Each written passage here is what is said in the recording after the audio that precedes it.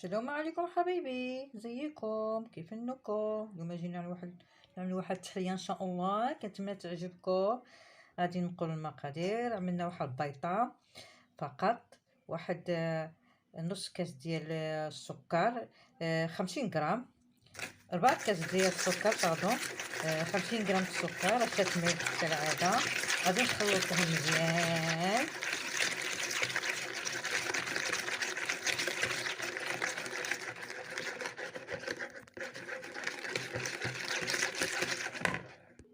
غادي نزيد واحد مغروفه صغيره ديال فانيلا.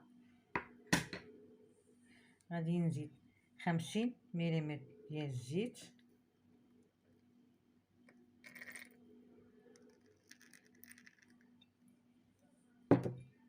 غادي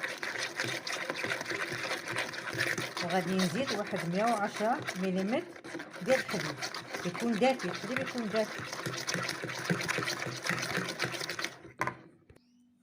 غادي نزيد واحد 110 ملم ديال الحليب دافي.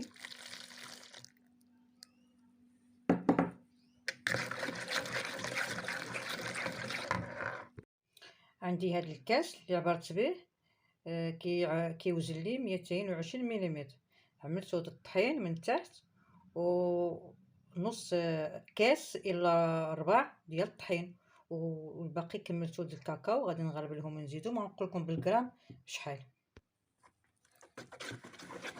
زيد ديك الطحين وديك الكاكاو، قلنا كاس الى ربع ديال الطحين، وديك الربع زيتو ديال الكاكاو، والمجموع كله واحد 112 غرام. وزدت واحد مغروفه صغيره مملوءه الخميره ديال الحلوى. نخلط مزيان. غادي ندهن الطاوه ديالي بالزبده والرشه بالدقيق، ونخوي الخليط وندخلو الفران على نار مهيله. ونتلاقاو حبايبي. ان شاء الله غادي نوجدوا الكريمه. عملت في الكاسرونه ديالي واحد 440 ملم ديال الحليب. غادي نزيد عليها مغروفه ونص ديال السكر، مغروفه ونص ديال السكر، واحد فلان 50 غرام ديال الكراميل، فلان كراميل 50 غرام. غادي نزيد مغروفه ونص ديال النشا.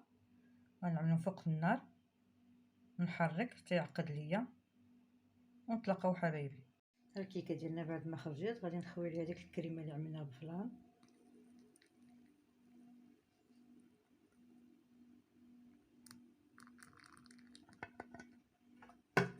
نخليها تبرد، من بعد غادي نزينوها ان شاء الله. ان شاء الله غادي نديرو كيك اقتصادي. عملنا هنايا واحد 100 غرام السكر، واحد البيضه، رشه ملح كالعاده. غادي نخلط السكر والبيضه مزيان يذوب ليا السكر. من بعد غادي نزيد واحد 110 100 ملم ديال الزيت، وغادي نزيد 150 ملم ديال الحليب. غادي نزيد واحد 100 ملم ديال الزيت.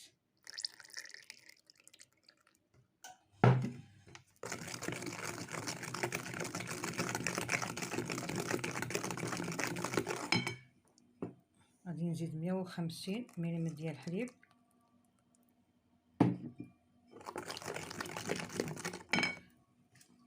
واحد شاشة فانيلا.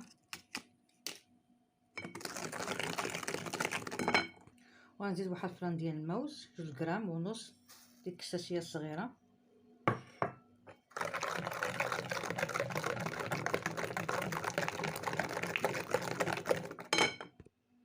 زيت الطحين 220 غرام، وزيت 16 غرام ديال خميره الحلوى. غادي نخلطهم. خوينا الخليط ديالنا في الطاوه مدهونه بالزبده ومرشوشه بالدقيق. غادي ندخلها للفران ونتلاقاو حبايبي. الكراميل للتزيين، عملت واحد الكاس غير ربع ديال السكر. الكاس اللي عبرت به دائما 220 ملم. غنعملو على النار يرجع الكراميل.